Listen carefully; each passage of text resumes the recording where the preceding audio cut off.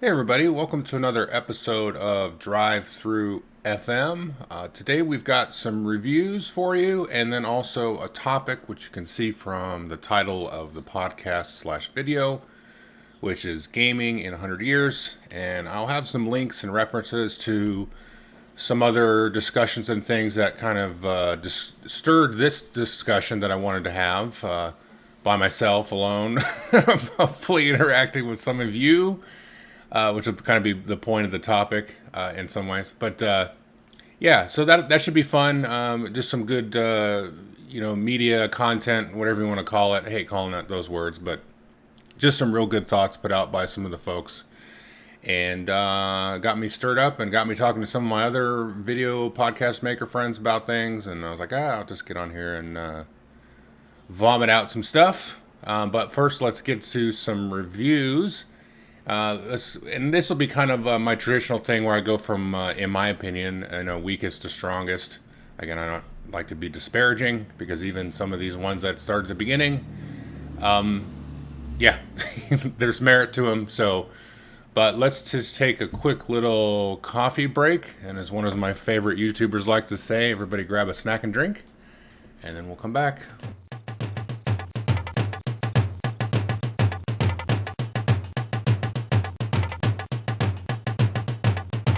Okay, welcome back everybody. Let's just jump right into the reviews. The first thing I want to talk about is a game that came out a couple of years ago called Bee Lives, and that's B as in B-E-E, and it's the game about bees.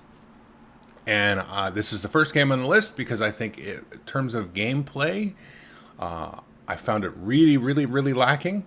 But here's the thing with this game. I found it supremely fascinating as a bee simulation game. And I actually had a chance to play this with a friend of mine, and he was one of the players at the table, and he raises bees with his family. Not like a lot, but just kind of as a sort of a side project and a good sort of activity to do with his kids and his family and everything like that. And he was actually thoroughly impressed by the simulation aspects of the game, and I think equally as unimpressed as I was with the gameplay mechanics. So it's not really going to be a recommend or not recommend for me because I kind of would like people to try the game. Some of the interesting things about the game from a conceptual point of view was there was a real kind of seesaw, yin and yang, back and forth balance of, growing the actual size of your hive and the space for the honeycomb, where you can put either like resources like pollen, or you can put larvae to grow new bees. And there's a sort of a balancing act there between that, the size of it and everything that's going on in your hive, and then your hive triggering a swarm, which will effectively go and create a new hive a couple of spaces away from you, that you can either sort of, as the principal sort of descendant, omniscience, whatever you want to call it, your personality, you can move with that hive, or you can stay with your previous hive. And then the game sort of can generate also some NPC hives, and they will act. And then at some point, I think after the first year, if I recall, the first season, everybody kind of pushes their little tiles that represent their hives and the spaces around them together, and then you can kind of interact with the other players, as well as, of course, some of the NPC bees. But that real balance between, where you jump, like, do you go with the hive? Do you create a new queen? Do you change out your queen and stay with your hive? And all that, and how you expect all those other hives to react against you. And there's a real interesting sort of dynamic there with that. And kind of trying to control the constraints of, the environment that's around you, because there's different sort of types of terrain that are different sort of pollen delivery, mechanisms for the bees to take and use to grow their hive and that kind of thing. And then if you get like kind of too active, you can get these mites, that's M-I-T-E, which are little tiny bugs that live on the bees and sort of eat the bees' fat and kind of controlling that, but they hurt the bees. It's like a disease in a way. And you can have these different queens that'll like be more or less hygienic, and all of these kind of different aspects and personalities that a beehive can take on. Now, the unfortunate part about the game is it is somewhat kind of plays by itself, and the amount of fiddliness and tinkering with components and moving stuff around, especially as you control the NPC bees and that kind of thing, and that kind of really gets in the way. And you just, as you play it, you kind of find you have a really limited set of choices to really make any kind of interesting decisions there. You're kind of along for the ride. But I mean, I wouldn't say it was 100% scripted, but it gets close to it.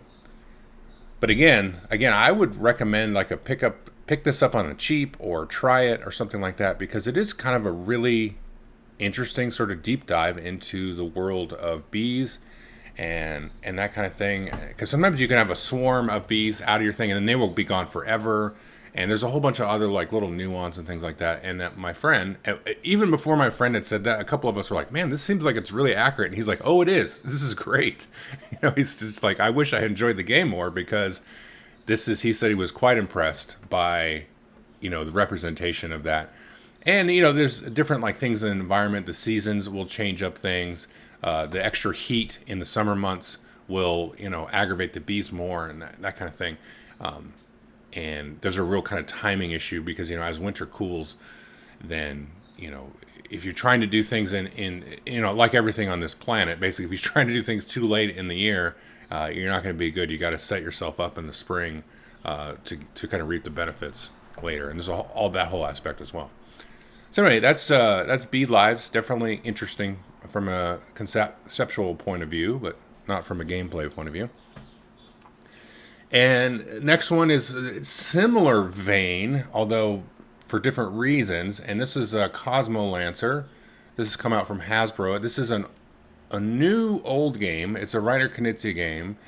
It was, I believe, called Kingdoms before, and I think multiple people have published that. It's kind of a tile placement game, and it's like a sort of a bidding game and a tile placement game.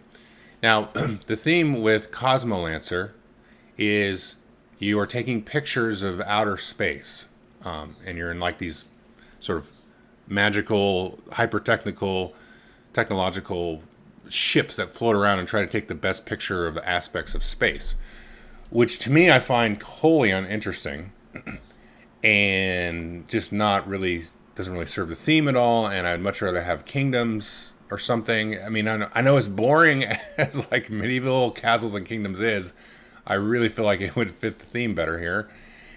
And so what you do is everybody draws one tile to start, and then there's a communal sort of stack of tiles that you can draw from. And then those are all like sort of scenes in space. And you'll have just different like, meteor showers and black holes and different, constellations and arrangements of nebula and stars and things like that.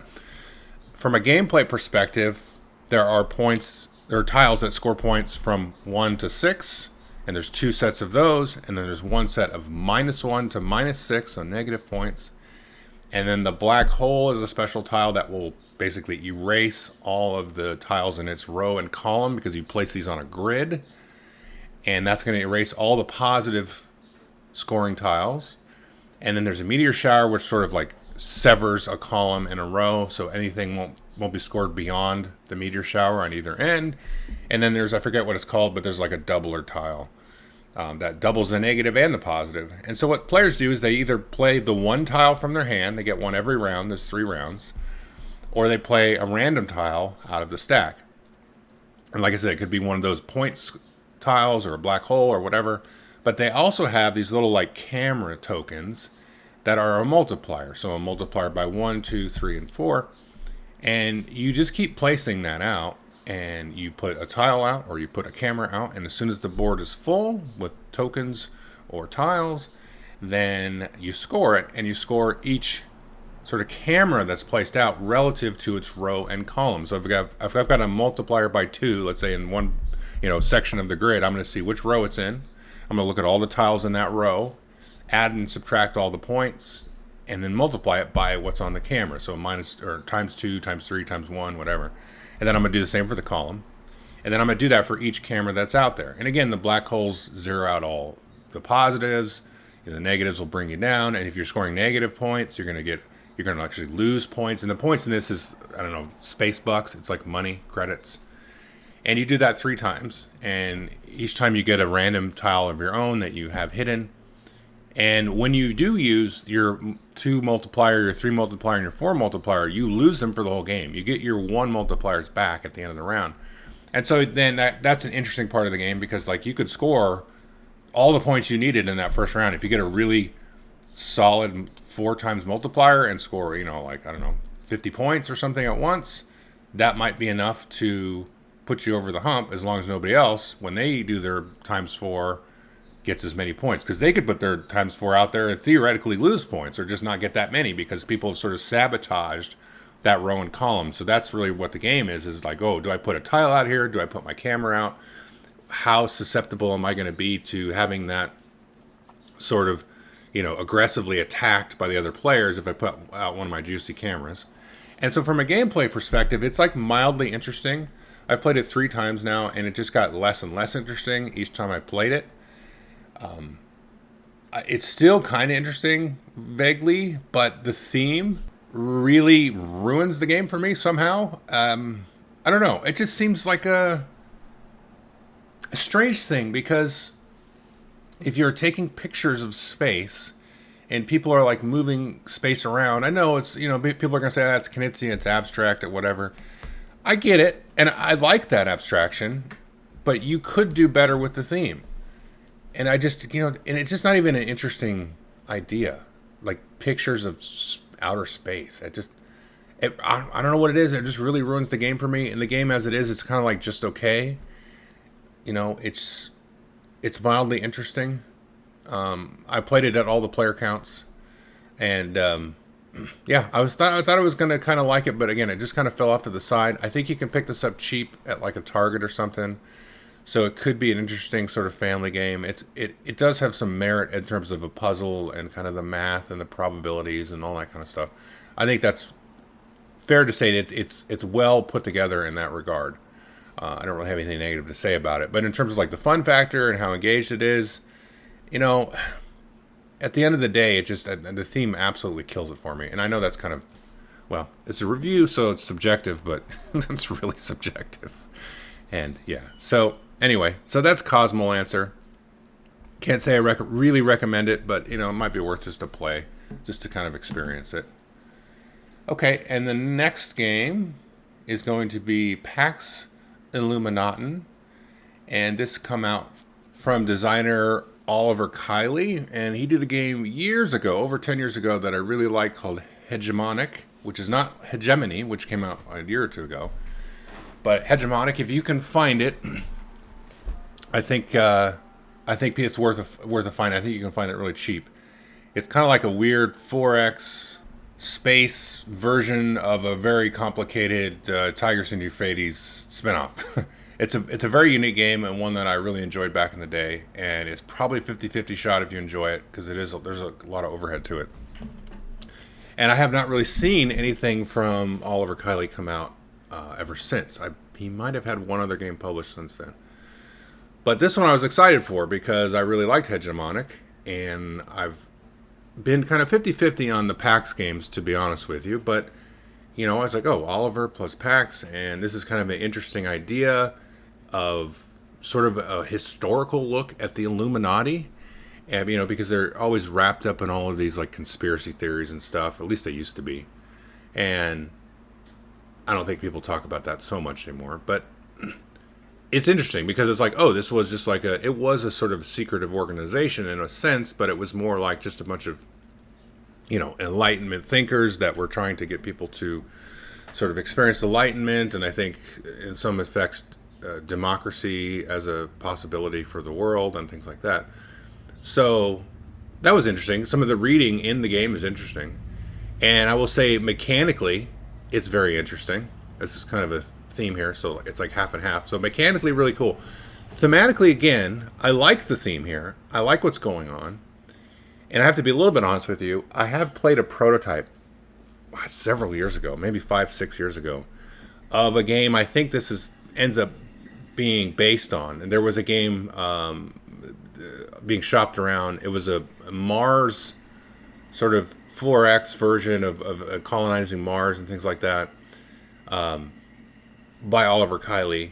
And it feels very similar to this game. And so I think that's coloring my perception of it, honestly. And it's a problem because I can't get that out of my head, because I feel like that theme and these mechanics worked way better. And I mean, this is so, I'm sorry for the language, this is so shitty of me to say this, but I feel like they should have made Pax Mars or something and used a lot of this and, tweaked it a little bit here and there, because what you do in this game is you lay out cards as space. So the cards are sort of like in a pyramid sort of layout. They're kind of slightly offset from each other. And you place influence discs on them, and you sort of colonize or, take control of the card. And that's the area you have. And there's some sort of like symbol interaction where, if you take an action, you start an action from a target card, which is usually they have this big placard in front of you. And that's where you can jump off from, and then you can target the card right next to it. And then you try to build a daisy chain of cards with like symbols. And what it is these are people that you're sort of influencing. And when you build up sort of a set of them, it's called a lodge. So you build a group of adjacent people that have sort of similar symbols and things like that. Then you will have a lodge, and then depending on how some of the different scoring cards are dealt out, there'll be different ways to win the game. And all of that is really cool and interesting. Mechanically, it's pretty cool, although I'll get to some of this in a minute. And you have a lot of these very interesting sort of like Paxy types of things where you're trying to get a good hand of cards. And then there's a lot of swinginess and chaos and things like that, and trying to sort of, not totally telegraph your card play and set it up so that you might sort of happen into certain things. You've got secret victory cards, and there's public victory cards and that kind of thing. And you're trying to get to the point where you can, I think it's two, first one to score two of them, and then that will kind of instantly win the game. And then there's also the cards are dual purpose, so you can use them for a lot of these different types of actions that you can do, whether it's like, sort of effectively attacking a card or drawing cards out and things like that, or they all have special abilities on them, like the text ability and all that stuff. And so you're just kind of shuffling influence around and trying to control, kind of a critical mass of kind of the thought, ideas of this sort of space and this group of people, which is interesting. It's kind of interesting. But a lot of the interesting stuff comes from sort of the secondary reading and the background information, and that's cool. But it's so dry mechanically, and which is fine from the core mechanics. I kind of get that. But then even the text abilities on the cards are still really, really dry. And it's just like, they're just like, oh, move influence here and do this and then like swap influence. And there's not a lot of variety in there. And it feels like it's so very tug of war, it's almost like too abstract. And there is not really a lot of flavor in the game. So very, very, very, very quickly, any sort of like, scheming feeling or, backroom dealings, secret conversations, sort of real conceptual ways of, dealing with influence and the way people think about things. It disappears so quickly when you play the game. And it just becomes an exercise in just shuffling stuff around. Like, any sort of immersion is just completely lost.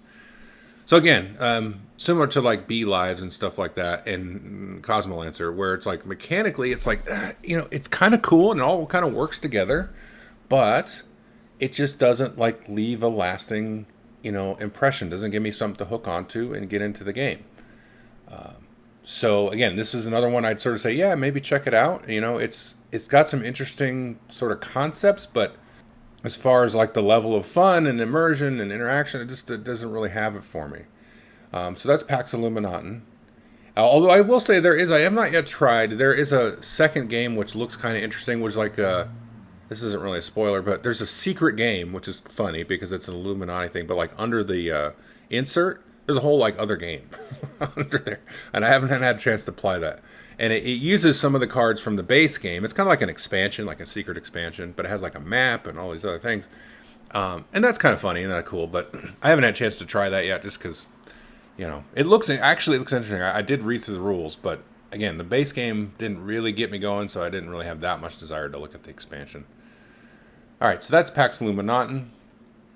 Now we're going to get into some good ones here. And, okay, let's just go to the next one. This one's old-ish. It's called The Gang. And The Gang is kind of like The Mind, if you played The Mind, where you can't really speak or tell anybody what's in your hand, and you're trying to cooperatively win.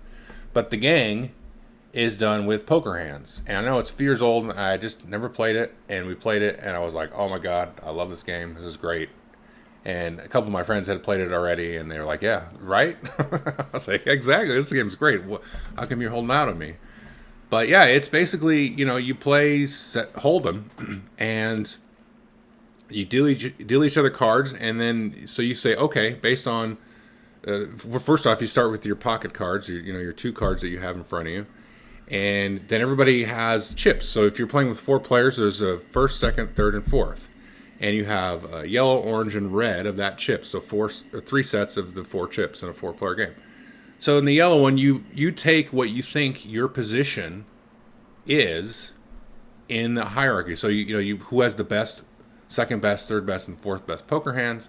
And so I'm like, I got 2-7 offsuit. So boom, I take the 4 because I think I've got the worst hand, and so on. So the first set of chips you take doesn't really matter, and then you take.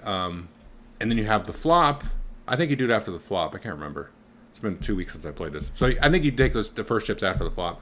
Then you have the river card. Then you take the orange chips. So things maybe have changed since you had the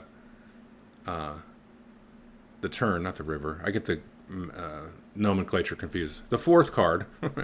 And then you flip the river, the last card, and then you take the red chips. And so the red chips have to be correct. So at that point, then you evaluate. So the yellow and the orange chips don't really mean anything, but they provide information to how strong or how weak you feel like your hand is developed.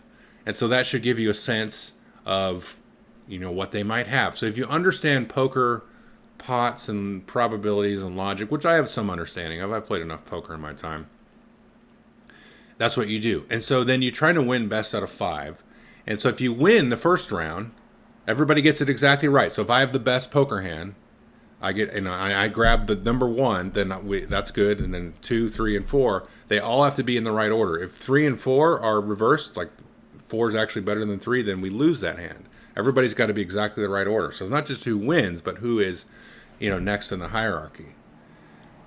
And then there is like a modifier. So if you win it, you flip a card from I don't remember the name of the deck, but it makes the next round a little harder. And you have to it's some little effect. And there's a nice little stack of cards. And then if you lose that round, then you flip a card from the other deck and it makes the next round a little easier. So once you win or lose 3 rounds, so it's like I said, it's 3 out of 5, then you win or lose the game. And so one of the examples of the cards we got was, because we had won, going into the last round, we had won 2 and lost 2. And we had just won 1, so it made the last round harder. And it was basically said, okay, you still have to get everything right, 1, 2, 3, and 4, but collectively you have to decide in the number 1 player's hand a card value that they have. In our case, it was I know he's at a 10 because we were sure he had a full house. So we just said, okay, he's got a 10, and he did. And so, but if we guessed wrong, maybe he had 2 pair or something, he was off and we were off, then we wouldn't have won the round, even though we got everything right. So that's just an example there. But this game's really cool. I mean, if you like poker, even a little bit, I think it's cool. And I actually talked to a friend of mine who played with us, and he's played it with his family a little bit, and some other folks who don't play poker at all, and they really liked it because they kind of learned poker. And I'm like, yeah, you could totally you can learn poker, but this game really teaches you poker. About you've got this, so you probably got this, and things like that. And so then you can play around and then have a discussion about why you thought something. And there's no money at stake, right?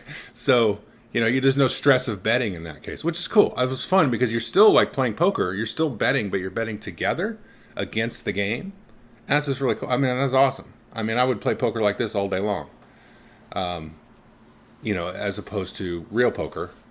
And I have a story about that, why I don't really like playing poker anymore. I don't know. It's not important, but it's it's just not fun. So okay, that's the gang, and then the next two. Let's see. The next one is I think this game's like a year or 2 years old, but they have a new edition that has just come out.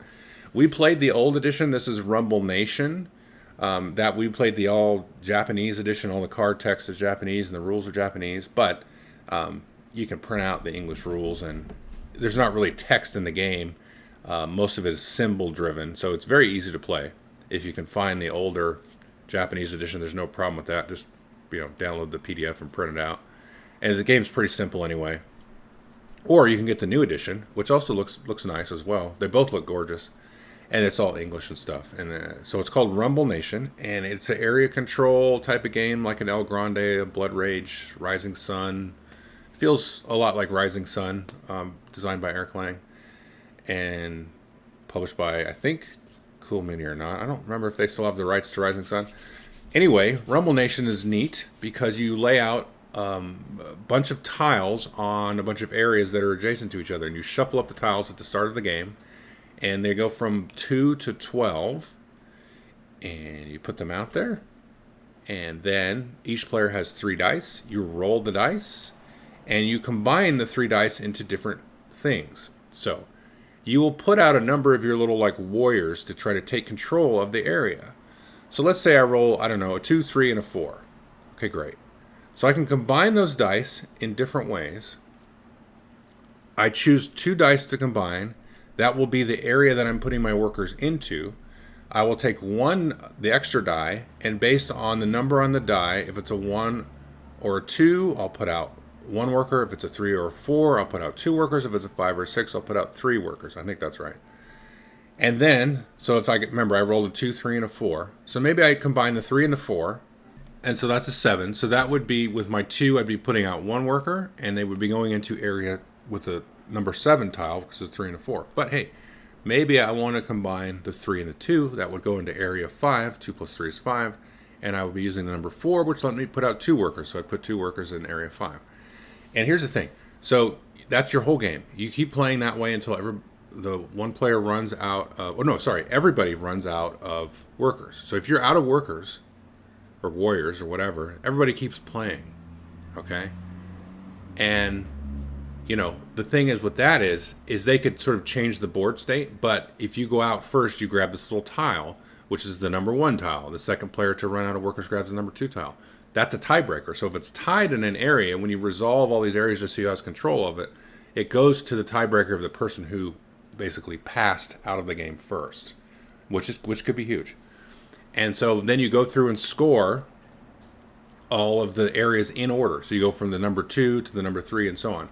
The winner of an area will then be able to put 2 workers. There's like a neutral white colored token or worker piece that will go into every adjacent area. So if that number 2 is, you win it, say you're the red player, and there's the 7 and the 12 are adjacent to it, you will put 2 workers in each. So that will help you in those places, and that could cascade. If the 7 wins, and then the 7 is also adjacent to the 12, you can take 2 and put in there. So that's the interesting sort of part of it. That part kind of reminds me of Rising Sun, if you've played that. And then you just go through and score, and there are little point tiles that go with each of the areas, and it's basically half the number of the tile. So area 8 will be worth 4 points, and or something like that. No, I think area 8 is... I can't remember. This is like 2 weeks since I played. But you get more points for the higher number. And then if you get second place, you get a little bit less points. Anyway, so you go through that. The points doesn't matter. You get points. And the other thing to know is each player also gets dealt like a leader, which has a once per game ability that you can use when they're all very different. And then you also deal out basically the number of players plus 1 of these special cards.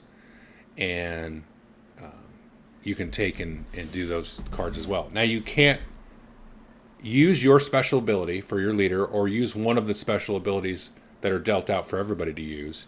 you can only do them once. So I can only do one of the cards dealt out, and I can only do, of course, my leader ability once. But if somebody goes out, nobody can do any of that. All those abilities shut off. So it's a little bit of an interesting, cat and mouse game, little game of chicken with that, because those abilities are quite powerful. You don't want to use it too early, because then it'll just negate whatever you were trying to achieve.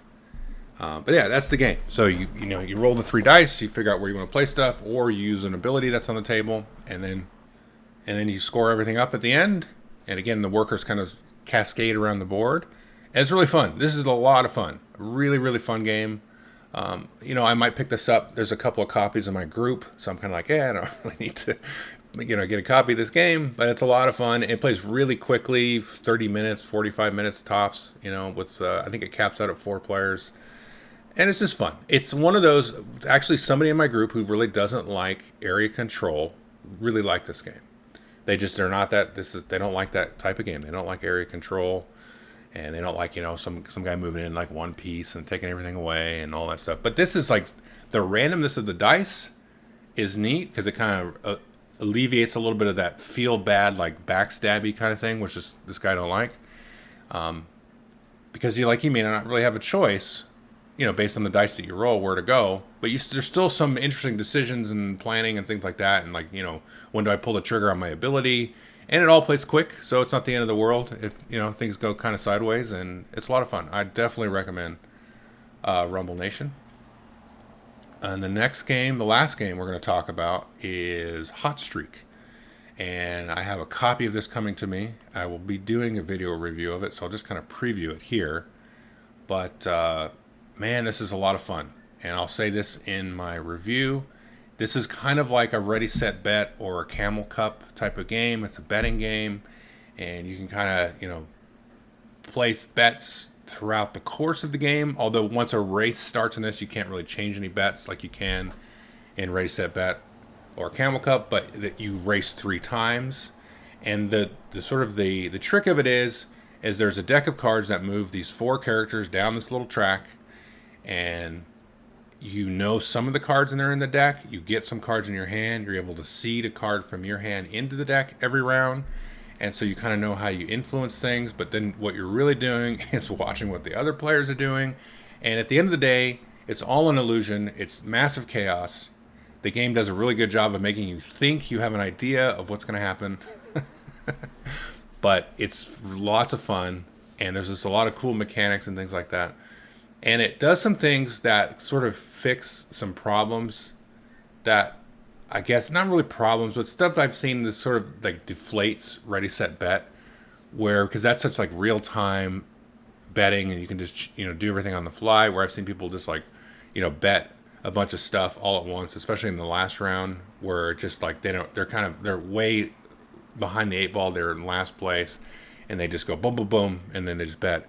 And it just, a little less fun that way. But, yeah. So, but this to me is sort of like in that vein. And the whole card play mechanism, which is hard to sort of just describe on audio, it's better to show on video, is really cool. And it's just a lot of fun, and there's a lot of silliness.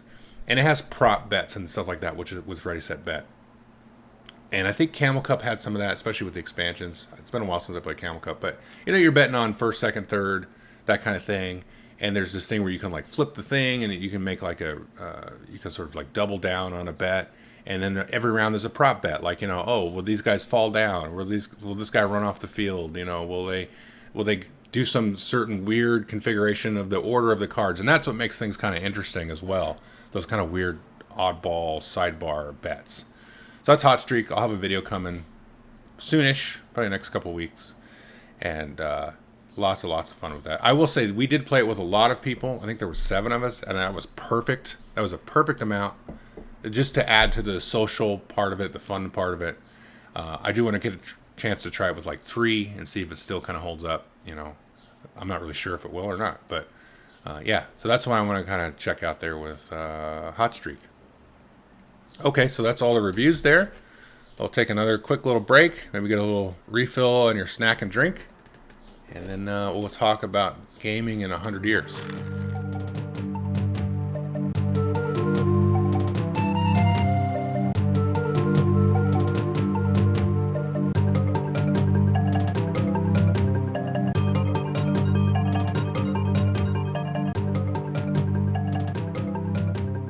Okay, welcome back, everybody. Let's just kind of dive into this topic a little bit. And I'll just start by jumping in and mentioning the first of three videos. There's basically three touch points. I think they all kind of orbit the same area, but at least they, if not, they triggered me to think about this in a certain way. And the first one is from People Make Games, and that has some former board game, media folks in there too. And it talks basically about this giant, elaborate kind of escape room simulation, immersion type of thing, where you're playing effectively like on the bridge of Star Trek and so on. And the main point of that, it's a really good video in general, very interesting to watch, and I totally want to do that. I hope that company can stay in business. I don't know when I'm going to be in London or whatever, wherever this was. I have no plans to go there anytime soon, but it looked awesome, and I really would love to go sit on the bridge of the Starship, whatever they called it, and get on there and play for like a day. It's kind of like a combination of a mega game and an escape room, and just awesome. This is so cool. But one of the takeaways that one of the hosts on there, Quentin Smith, he mentioned, he said, this is like the gaming century, this century that we're in now. So the 2000s are he was, to put it in context, he was kind of saying like the art form of the century is gaming. And I was like, man, I could not agree with that more. I think he's 100% correct. And and that got me really thinking, because if you look at the last century, you might say the art form of last century was, film or TV or music even. Although music's been around forever. I mean, there was a certain sort of, how do you, like electronic music? And I don't mean like techno. I mean like, music recorded on electronic instruments. So rock and roll would go in there, punk rock and hip hop and, dance music, techno music would be part of that. And so I don't know what the art form would have been last century. There was a whole bunch of them. I would say music, film, TV. That was all interesting last century. And that got me really thinking. I was like, well, I think Quentin's right. Like what he said, it struck me in my gut. And I was like, yeah, I think that's correct. But people have been playing games forever, but just not like they have in the last 40 years, especially the last 20 years. And probably even more so, I would gather, in the next 20 years, it'll be even more. And I think that includes video games. I think it includes board games. I think it includes, tabletop role-playing games and, some of these kind of immersion simulator type of places like escape rooms, things like that. Like just games in general, as an art form, is really shifting in the culture. It is expanding into the culture more and more prevalently. I think it's going to slow down. It's going to pick up speed. It's going to slow down again. It's going to pick up speed again. Over the next 100 years, I think it will do that, just because things naturally do that. And it got me really sort of thinking about a perspective of things, of how human beings interact with each other and all that kind of stuff. So that's that first piece there. So that got me kind of going there. And that was a couple of months ago he put that out.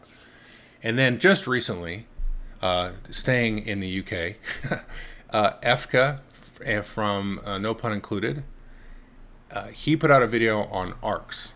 I wouldn't call it a review. It was more, I don't like this term personally, it was a video essay on ARCs. But it was really good. That's my point. It was very in-depth.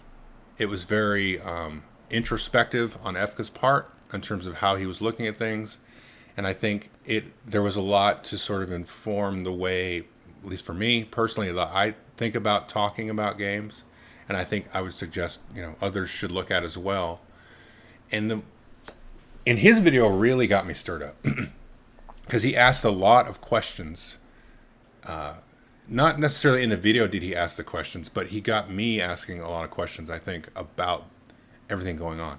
And so there was a real tension that from Efka's point of view, and I hate to paraphrase people like I'm doing, but I'm just kind of giving you my take on it. But where, you had this sort of very clunky or innovative or interesting mechanical structure of ARCs, with the whole trick-taking part of it and how that worked. And then he really tried to apply it to, how does it tell a story? And I thought he did an excellent job comparing it to sort of the concepts of storytelling that were presented in the Foundation books,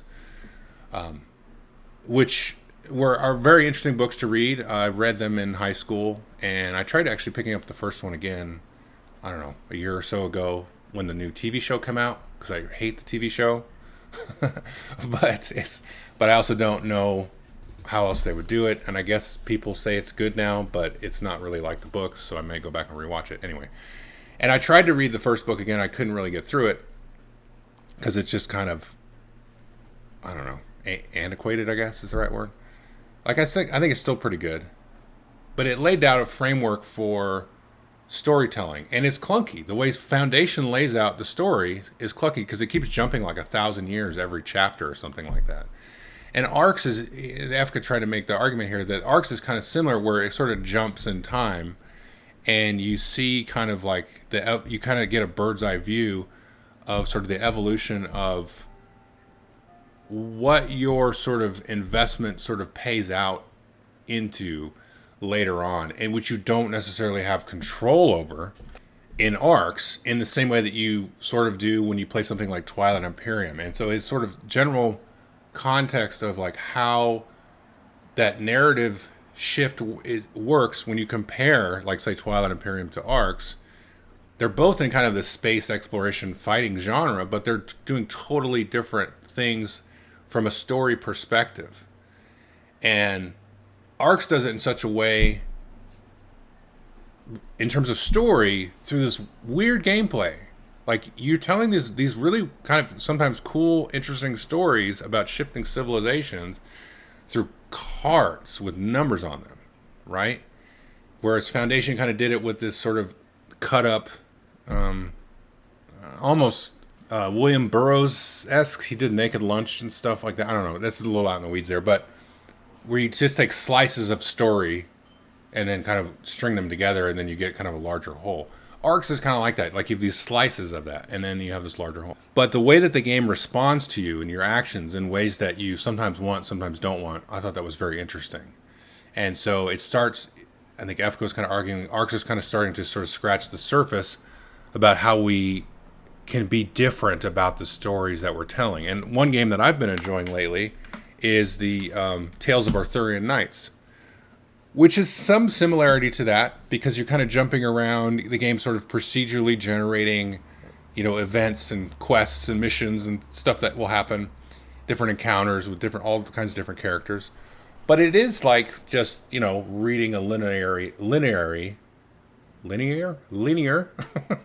story that just happens to be procedurally generated. So it's not quite like Arcs, where things are kind of being punched and poked from all different angles with the other players. It's just like, oh, I did this and then this happens, and I did this and this happens, and it's totally different than what happened last time. But it's also different than like just reading a book or watching a movie or something like that. So, okay, that's the second part.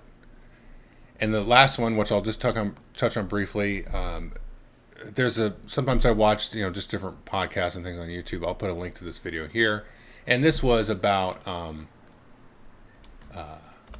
a lady who had been diagnosed with cancer, and then she had started up this dance troupe and this sort of like involved, sort of interactive dancing type of thing.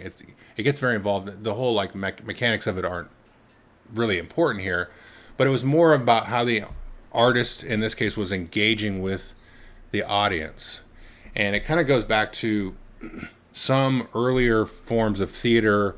There's a guy, Antonin Artaud, from 2 centuries ago now, about the theater of cruelty that he came up with, and how he sort of would engage the audience into his theater and his plays and things like that. And breaking the fourth wall, basically, is the point of that.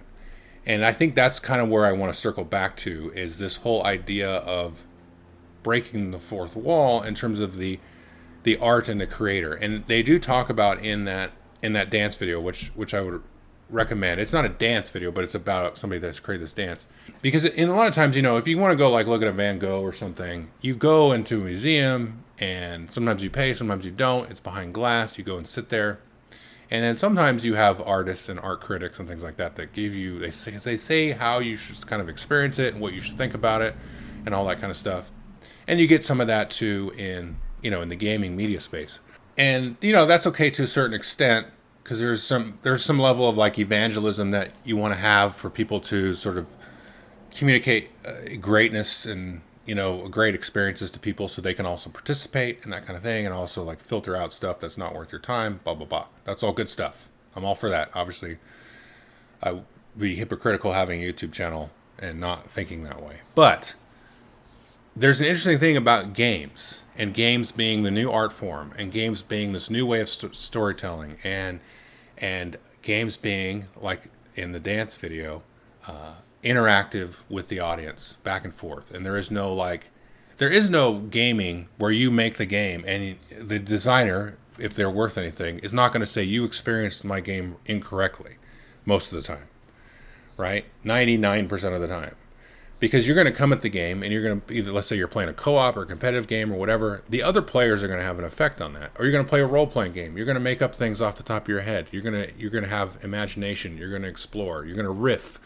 You're going to procedurally generate stuff out of your own brain. And that sort of style of art, where you don't just go and sit there. You don't just go and get pulverized by a movie or a rock concert or whatever, is very important. And we just see the whole democratization of art in social media. Like, you can just go make a YouTube channel. You can just go make a podcast. You can just go play games online. You can just go do this and that. I'm not saying anything, revolutionary here, or it's all totally obvious. This is everything that I'm saying. But my point with this is that I've seen, I've watched these 3 videos now, and I've just been so like moved in a lot of ways and triggered in a lot of ways to want to express these next thoughts, that and that's all I'm really doing here. Because I'll just start into a personal and kind of get more broad. A lot of times, as somebody that is participating in this, like, I am making YouTube videos, I am playing games relatively often with my friends, and playing stuff online with people, and playing video games here and there, that kind of stuff, participating in kind of the larger, I think, social, artistic conversation, which I feel like I am doing, and I feel like a lot of you are doing, and I feel like these folks that I mentioned are doing, and trying to do something and do it in a positive way. I would say largely my experience doing all of this, doing the gaming, the YouTubery, and stuff like that, has been very, very positive. But I will say this. I would say over the last probably year or so, there are moments when it gets rough. And the moments that it gets rough, frankly, has nothing to do with the board game space at all. Frankly, like 99% of the board game space, I'm happy with everybody in it. Whether, you make videos or podcasts or don't, or just watch them or don't even care, I'm happy with what's going on. But because I step out and I'm putting stuff on YouTube, I'm on YouTube, right? And so I see a lot of this like AI content. I see a lot of this like clickbait content. I see a lot of this rage baiting content. I see a lot of this, everything ends up being a political discussion comment content. That shit brings me the fuck down. I'm just gonna say, I'm sorry for language, but I'm just trying to express it. Just does not regulate and compute in my brain. It's horrific. And I just want to say, I've been doing this thing since the end of 2010 is when I started putting things together to put the channel. I put my first video was in early 2011, and the world is totally different now. I mean, that was, if we're saying 2011, that was 14 years ago, almost 15 years ago, when I started really thinking about doing this. And it's a completely different world. The word influencer was not a word back then. There was no idea that you could monetize your videos and make money off it back then. There was no, Twitter had like just come out. Twitter was barely a thing. Facebook had been out a couple of years. There was no Instagram, I don't think. There was no TikTok. There was no nothing, right? And there was definitely no AI generated horseshit on the internet. And so my point with this whole stewing part of it is like, man, sometimes when I'm out there, like, I'm upset in a way that my video goes up. I do a video on, Tales of Arthurian Knights. I put it out there, and I'm on the same platform adjacent to AI garbage, to some guy that's trying to do clickbait about some video game that's coming out, or trying to stoke like, racial tensions or anti-LGBT tensions or anti-Democrat tensions or anti-Republican tensions or anti-whatever tensions, and my shit has to live on the same platform as that stuff. That's upsetting. You know what I'm saying? So again, I'm just trying to give you the point here. So that being said, the opposite is true when I look at a video from Rodney Smith. I look at the EFKA video. I look at the video from People Make Games. I look at the Simon Sinek video with the dancing instructor. And I get that positive blowback from that stuff. And I'm like, oh man, I should be so lucky to put out my stuff with theirs. And it's on the same as their stuff. I'm like, oh wow, I'm even allowed to be in the room. You know what I mean? And that's the interesting part of it. And so my point with this is the gaming being the new art form, so to speak, the new storytelling, the interactive art that goes on with games, because you're going to get creative with your games, right? That, I think that it's going to be such an important part of the world moving forward, is getting as many people to feel like they can participate, be involved with the group, whether it's the big principal capital G group or there's small little g local groups. That's going to be very important in terms of fighting against, or providing an alternative at least, to this homogenic AI driven, clickbait driven, rage bait driven, divisive slop that gets put out there. It's going to require interaction from people. It's going to require, quote unquote, the viewer and the participator to get engaged with it. I think that's where things are really going to be interesting. It's really gonna shine, where the art is not just like going and watching your idol sing, or watching somebody that whatever, or give a political speech, or go and watching your favorite team. I love sports. I'm a big NBA person. For me, going and just watching the Lakers and being like, oh, I watched the Lakers, so now let me go comment on LeBron James and Michael Jordan for the millionth time. And the basketball dialogue on the internet is just garbage. But it's getting better, though. There's actually some real good YouTubers out there. I don't want to sidetrack on that, but that's my kind of general point, is like, I think this next century, like Quentin said, is going to be about participation and getting people involved in it, and not necessarily involved in like a big way. You don't have to be involved in something that is like 80,000 people big. You can be involved in something that's 8 people big. And the board game side of it I think is a big part of that, because there's something special about, letting people squirrel away off in their local table and enjoy that social time together. And again, be creative together. I talked about Hot Streak earlier in the reviews. We had a friggin' blast playing that. We were laughing, teasing each other, having a good time, all that fun stuff. And even with Bee Lives, the first game I talked about, which none of us liked, we still had a good time talking about bees and how bees work and all that kind of thing. And this is really where I think the gaming comes in, because you can be so creative with these games after the fact. Like Talisman, I did a video on that, and that's being produced by Hasbro. But I've had more fun, printing out stuff, designing stuff on my own, like house rule cards, ending cards and stuff.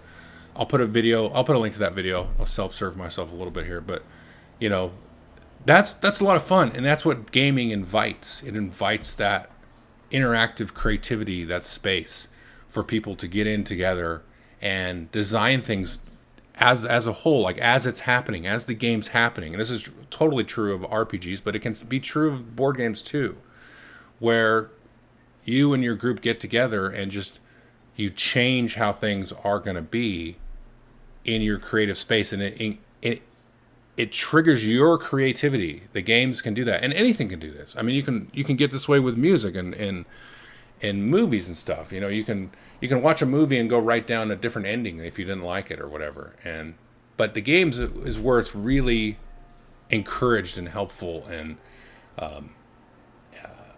all that good stuff. And so that's just kind of what I wanted to leave with, because I'm just, I get sometimes, I get down a little bit and I'm like, man, YouTube sucks ass.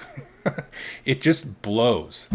And it's no better than any of these other social medias out there. And it's just a bunch of junk. And it's not, though. It's not. There's a lot of good people putting out good stuff. And there's a lot of you out there, and there's a lot of people that are not necessarily putting out YouTube videos that are giving feedback to the good creators.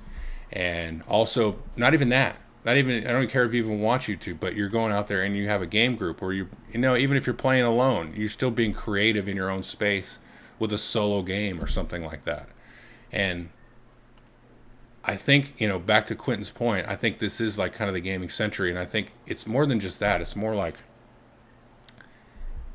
it should be the creative century, right? Like this is YouTube come out 2006, for example. And so, yeah, you can make a YouTube channel, you can do this and that. That's fine. But you can also just create something that you just never post online. But you can go learn about anything, You don't have to even go to the library. You can just turn on YouTube and learn how to weld, I don't know if take a class, that's dangerous. But you know what I'm saying? Like, you can do a lot of stuff. And I think that's what's going to be key here. Is allowing people to be creative outside the scope of AI. And, I know harping on AI, but it's not just AI. It's the algorithm. It's the rage, click, do nothing but let the internet destroy your brain. That's all AI. That's all algorithm. That's all the same shit. All the AI stuff is nothing really new. It's just like a more efficient rage mechanism, a more efficient slop mechanism that we already see with a lot of some creators, frankly, and, mostly with the algorithms of social media. So being able to cut off from that and be creative in your own space, that to me is the secret to the next century. Because shit's going to get worse. AI is just going to get worse. And I'm not against AI like in principle, because it's not even AI. It's a large language model or whatever the heck. If you want to do that to crunch through DNA and find a cure for cancer, I'll give you $100. Get on it. You know what I mean? Or whatever. If you want to crunch through, power grid data and look at how the best way to scale up, power stations is, okay, use AI for that. But get it off of making memes. Like, who cares? Like, of course, the first thing we do is the first thing the AI is doing is making memes. To fight against that, you've got to be creative outside and unplugged and all that stuff. And that doesn't mean no video games. It doesn't mean none of them, no YouTube, no technology. But you've got to be creative outside of that space and take the initiative and be creative. It could be putting out your own YouTube channel. It could be just sewing or quilting or something like that. It could be fly fishing. It could be something like that, something that engages you creatively. I know this is a little bit preachy, but, I don't know. It just struck me, and I just see games as a way to do that, and participating in games and being creative with games and not being too locked into, not doing house rules and stuff like that. Like, it's got to be about that, because, right now the way stuff's going with just the conversation that's being had without my approval and without your approval, the conversation that's being happening, there's this whole conversation going on between people and algorithms and the way news and AI and everything's put out. I'm like, nobody asked me if we could have this, nobody asked me if we could start speaking to each other this way. You know what I mean? And I can get into a whole political angle here, but and just, not denying the reality of things, and also speaking to each other in a respectful, professional manner. There's all that part of it too. But anyway, I just wanted to leave that there, because I felt like creativity is the key, and being a participant is the key, and also being a participant for yourself, creative for yourself, and giving yourself the space to just create junk and create masterpieces and create all that stuff. That's got to be what we're here for. So, okay, thanks everybody. Went off the rails there, but also had some games to review. So, anyway, thank you. Have a good rest of your day. Thanks.